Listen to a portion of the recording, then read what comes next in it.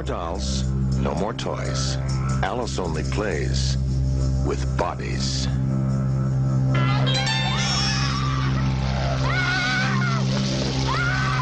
It's too late to save her.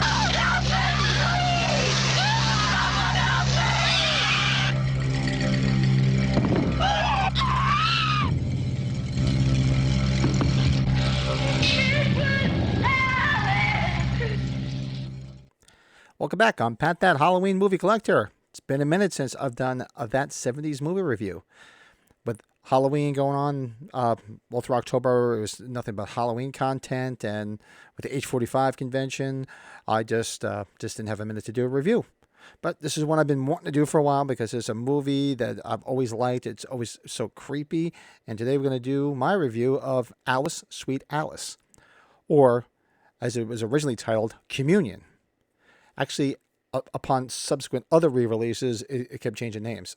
So it was co-written and directed by Alfred Soule, starring Paula Shepherd as Alice, the young girl who throughout the film is basically, with her strange behavior and the way she acts, blamed for her sister's murder.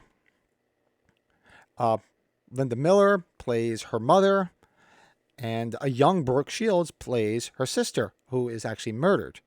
So what happens is, now Alice she's got issues.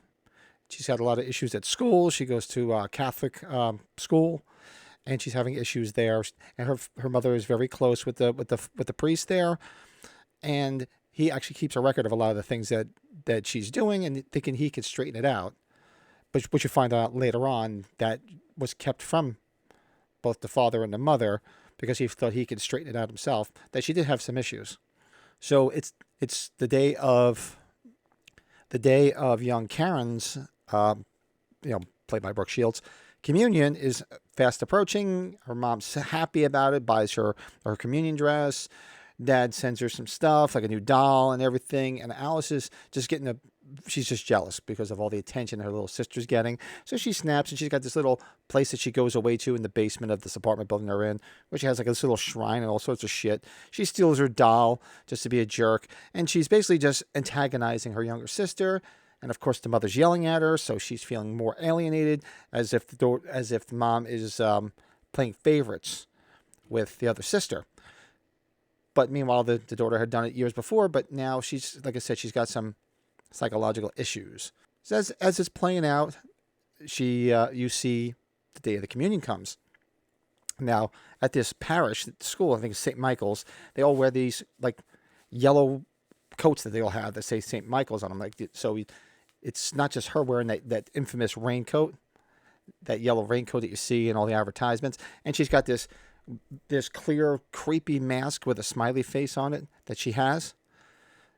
And so she plays tricks wearing that. And so what happens is you see somebody dressed like that come behind the back of the church while the communion is going on. And poor Karen is the last one to walk out, and she's murdered. She's strangled, and then she's put in a box, like I forget what you would call it inside the church, basically like a trunk. And she lit a candle, put it in there, basically lighting her on fire. And of course, the smoke starts to smell throughout the church, and they find poor young Karen dead in that locker. Now, before that even, which is one of the plot points that you need to know, is, so like I said, she's very close to the priest, Father Tom. So you see her, Karen, Alice going to visit Father Tom, and he's saying, I have a gift for you. So, and there's like a cake and everything. So he gives her this special cross, this gold cross that belonged to his mother, and said, I think, you'll be responsible and take good care of it. Of course, that sets Alice off too, because she's just got another gift and she's upset about that. And unbeknownst, what you find later out, this is a spoiler review, Miss Tredoni is an older woman who takes care of the priests in the, I'm assuming it's a rectory where they live. So you can see she's a little agitated. She's a very stern woman. She's very cold, and you don't know it just yet, but you'll find out later on how she factors into this because of this specific cross. So of course now the father and the mother, the father Dominic, is the estranged dad.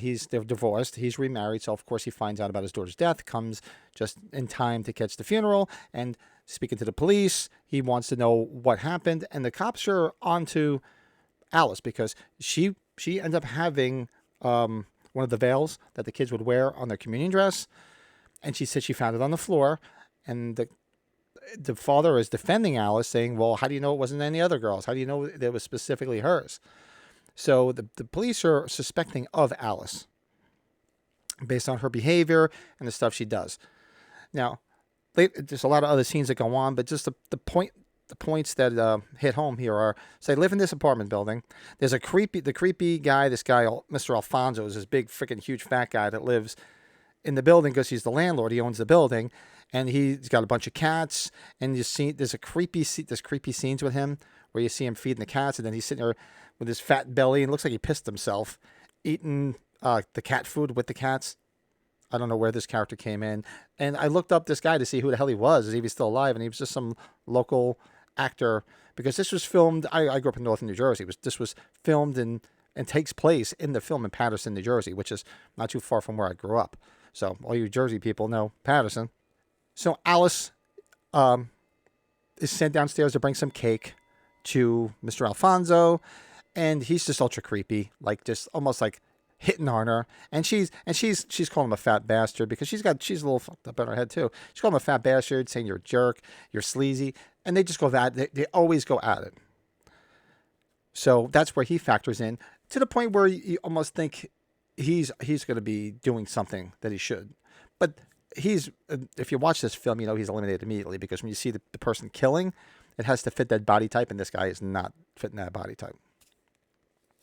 So the sister comes and helps out, and the sister and her husband Jimmy, her sister's just a real bitch, and she's always ragging on Alice, and she's pissing Alice off, and she's sort of suspecting of her too, and she's got a daughter named Angela who hangs out with Alice, and they just take off and do their own thing, and the sister's just being a real bitch. So, long story short, lo and behold, the investigation's going on, and all this other shit's going on. So you see Alice get sent downstairs to give the rent check to Mr. Alfonso, and of course she's breaking his chops, and she rips it up, and he starts hitting on her, tries to kiss her, and he's just a sleazeball.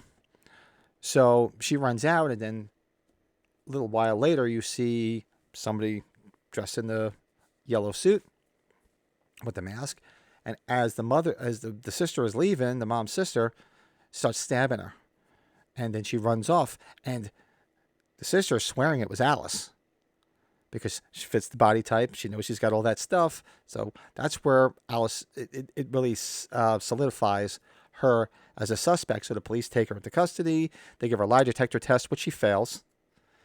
So they send her to see a psychiatrist, and they put her in like a psychiatric place. And of course, the mother and father don't believe she did it, and they're trying to get her out.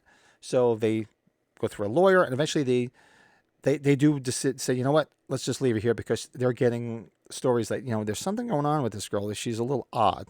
And they see certain things, but they're very defensive of their daughter, so they do leave her there, which plays out better this way.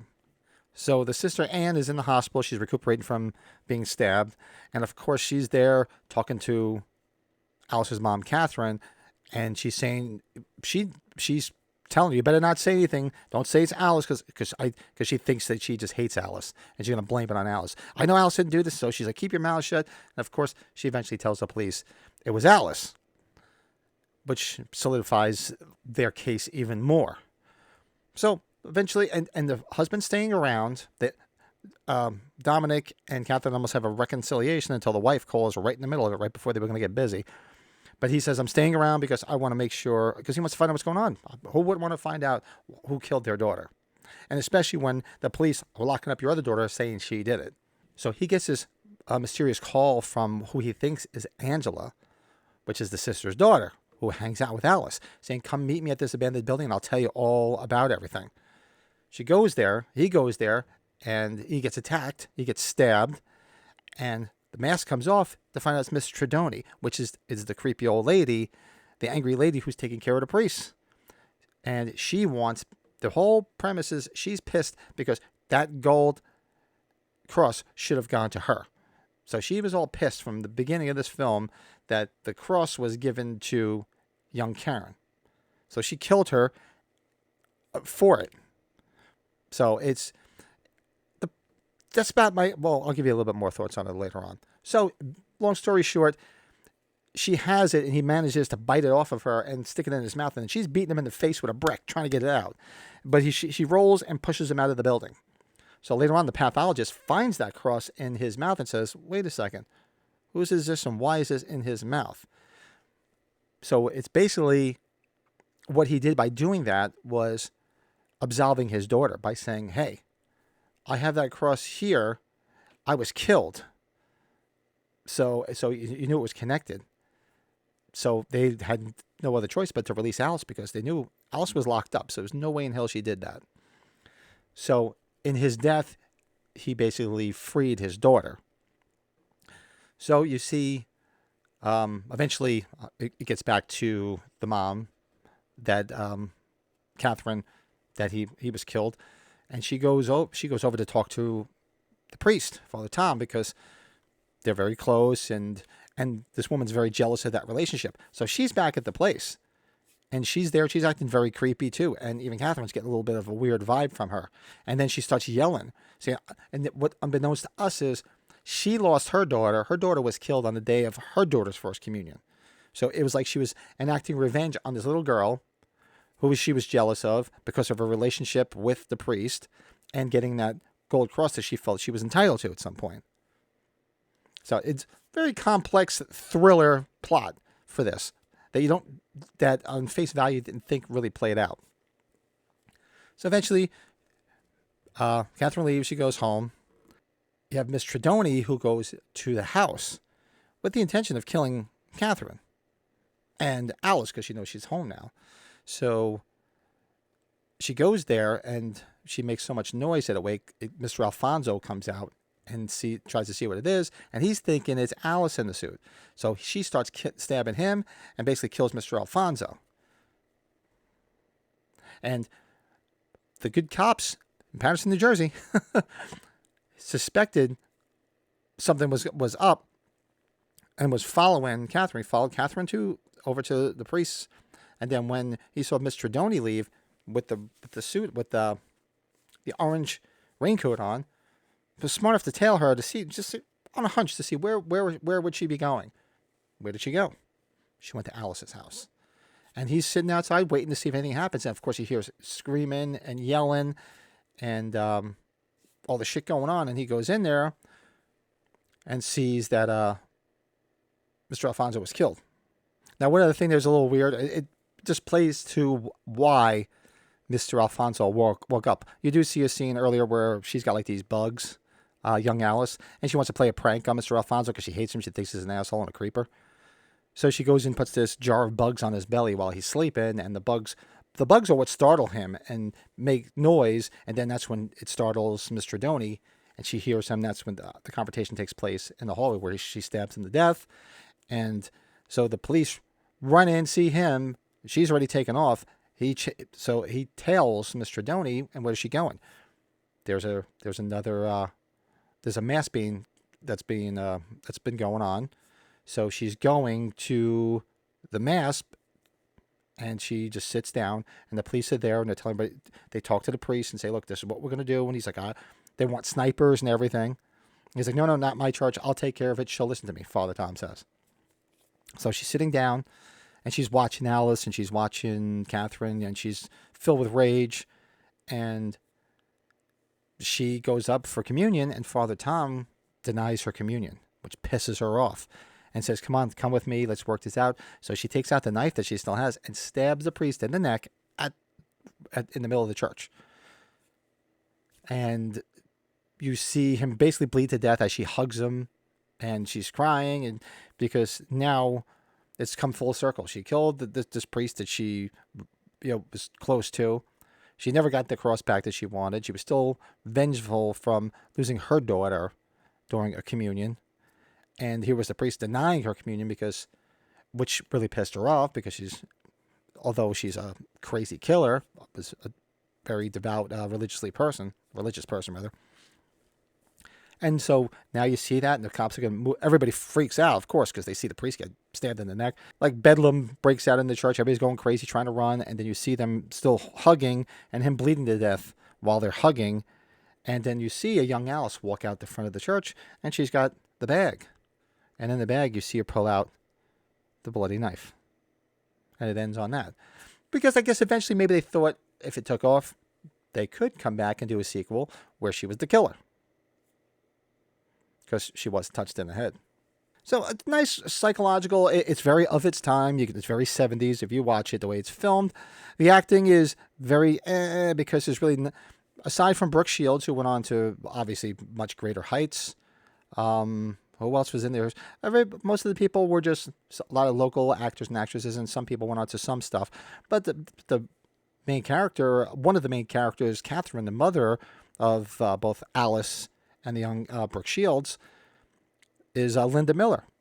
For those that don't know who Linda Miller was, she not only was she the daughter of the great Jackie Gleason of Honeymooners fame, but she also married the great Jason Miller, who was Father Karras in The Exorcist. And they're both parents to actor Jason Patric. So that's the only cool trivia or starstruck part of this film, because like I said, most of the other people were just secondary characters.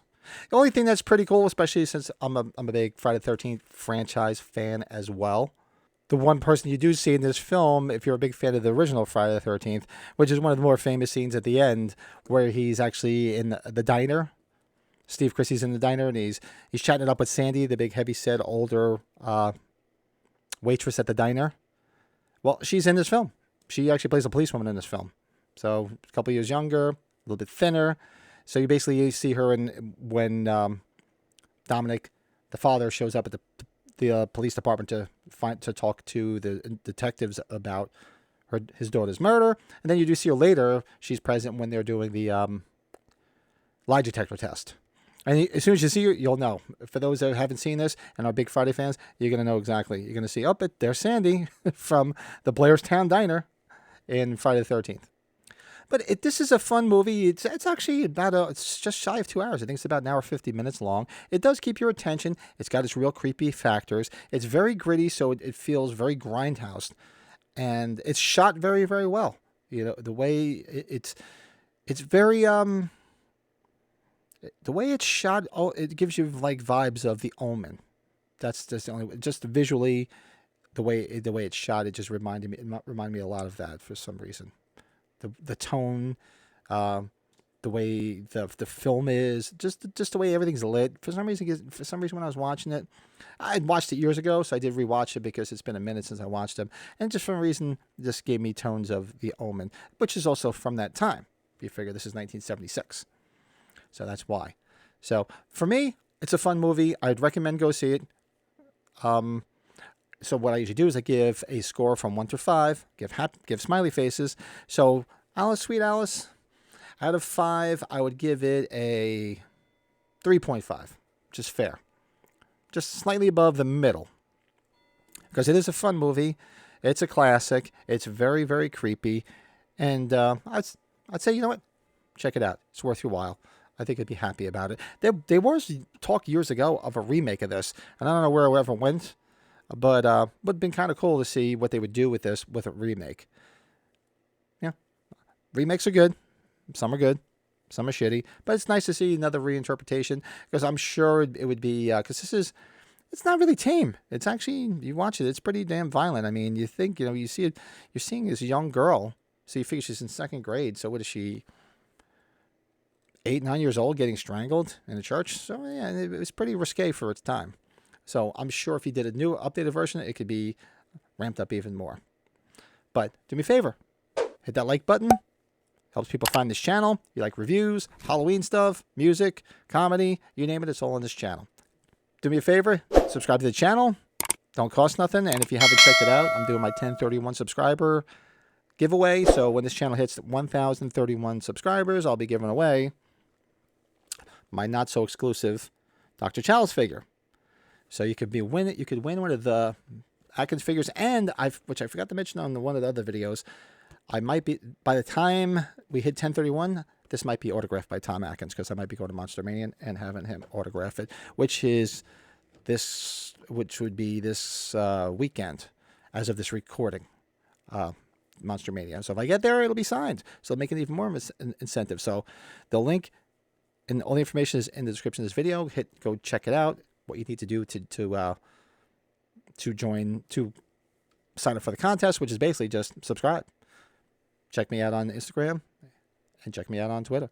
Just follow, like, subscribe, all that bullshit. So until then, hopefully I'll probably be doing some more. There's a few other movies from the 70s I want to do, so I'll be back for some more that 70s movie reviews. But until then, talk to you soon.